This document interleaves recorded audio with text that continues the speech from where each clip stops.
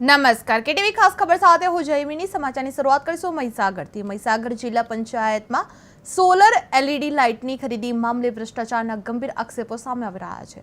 જિલ્લા પંચાયતના વિરોધ પક્ષના નેતા રૂપલબા સોલંકીએ આરોપ લગાવ્યો છે કે મંદિરમાં નાણાં પંચની ગ્રાન્ટમાંથી લગાવવામાં આવેલી સોલર એલઈડી લાઇટમાં ભાવ ફરક દર્શાવી મોટા પાયે ગેરરીતિ થઈ છે। એક સોલર એલઈડીની બજાર કિંમત આશરે 10,000 હોવા છતાં પંચાયત દ્વારા 31,000 ચૂકવાયા હોવાનું જણાવી સમગ્ર જિલ્લામાં અંદાજ 28 લાખથી વધુના ભ્રષ્ટાચારનો આક્ષેપ કરવામાં આવી રહ્યો છે। આ મામલો ટોક ઓફ ધ ટાઉન બનતા તપાસ કમિટીની માંગ ઉઠવા પામી હતી, જ્યારે જિલ્લા પંચાયત પ્રમુખે ન્યાયિક તપાસની ખાતરી પણ આપવામાં આવી છે। જે મહીસાગર જિલ્લાના પંચાયતમાં સોલાર એલઈડીને લઈને વિવાદ સર્જાયો છે, જે વિરોધ પક્ષના નેતાએ ભ્રષ્ટાચારનો આરોપ લગાવવામાં આવ્યો છે, જેમાં 31,000ની એલઈડી 10,000માં ઉપલબ્ધ હતી, પણ જિલ્લામાં 28 લાખથી વધુ ભ્રષ્ટાચારનો આક્ષેપ કરવામાં આવી રહ્યો છે। જે તપાસ કમિટી રચવાની પણ વિરોધ પક્ષની માંગ કરવામાં આવી રહી છે। જે મહીસાગર જિલ્લા પંચાયતમાં સોલાર એલઈડીને લઈને વિવાદ સર્જાયો છે, જ્યાં ભ્રષ્ટાચારનો આક્ષેપ કરવામાં આવી રહ્યો છે। જે આરોપ લગાવવામાં આવ્યો છે કે 15માં નાણાં પંચની ગ્રાન્ટમાંથી લગાવવામાં આવેલી જોવા મળી રહી છે। જે મહીસાગર જિલ્લા પંચાયતમાં સોલર એલઈડી લાઇટની ખરીદી મામલે ભ્રષ્ટાચારના ગંભીર આક્ષેપો સામે આવી રહ્યા છે।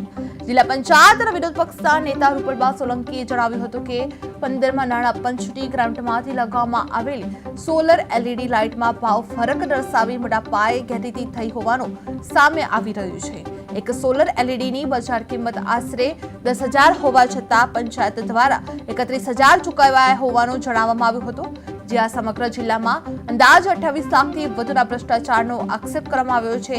જે આ મામલો ટોક ઓફ ધ ટાઉન બનતા તપાસ કમિટીની માંગ ઉઠવા પામી હતી, જ્યારે જિલ્લા પંચાયત પ્રમુખે ન્યાયિક તપાસની ખાતરી કરવામાં આવી છે। જે મહીસાગર જિલ્લા પંચાયતમાં સોલર એલઈડીને લઈને વિવાદ સર્જાયેલો જોવા મળી રહ્યો છે। જે વિરોધ પક્ષના નેતાએ ભ્રષ્ટાચારના આરોપ લગાવવામાં આવી રહ્યા છે। જે 31,000 રૂપિયાની એલઈડી કરવામાં આવી રહી છે, જે 10,000ની એલઈડી ઉપલબ્ધ હોવાથી 31,000માં કરવામાં આવી રહી છે। જે જિલ્લામાં 28 લાખથી વધુ ભ્રષ્ટાચાર આક્ષેપ થયાના સામે આવી રહ્યા છે। જે મામલો ટોક ઓફ ધ ટાઉન ખાતે પહોંચી આવ્યો હતો।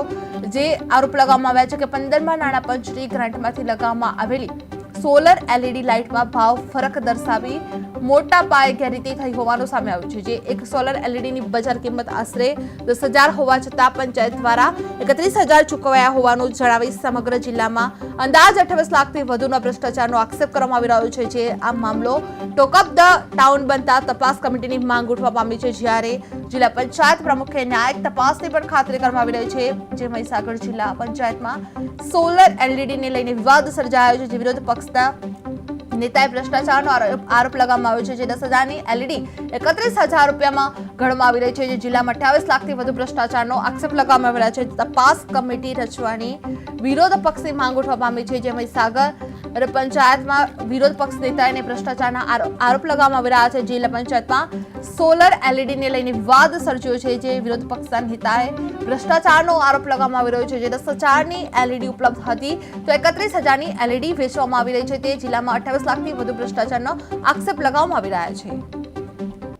અમારા મહીસાગર જિલ્લામાં વિરોધ પક્ષના નેતા રૂપલબા સોલંકીએ જે આક્ષેપ કર્યો છે, એ ગ્રાન્ટમાં 15માં નાણાં પંચની 10% ગ્રાન્ટમાં જિલ્લા સભ્યોએ પોતપોતાના વિસ્તારમાં 5 લાખ રૂપિયા ફાળવેલા હતા। એ અનુસંધાનમાં અમારી સરકારની જે નીતિ નિયમો છે એ અનુસંધાનમાં જેમ ટેન્ડર ઉપરથી આ ટેન્ડર કરવામાં આવ્યું છે, અને જે એલઈડી લગાવી છે એ ટેન્ડરથી લગાવી છે, અને આ બાબતે એની હું ન્યાયિક તપાસ કરાવીશ એની ખાતરી આપું છું। આ એલઈડી એક જુદી જુદી પ્રકારની એલઈડીઓ આવે છે। એમાં આ જે એલઈડી છે સોલરથી ચાલતી એલઈડી છે। હવે એ જે લગાવી છે, અમારા અધિકારીઓ પણ એનું નિરીક્ષણ કરશે અને પછી એની તપાસ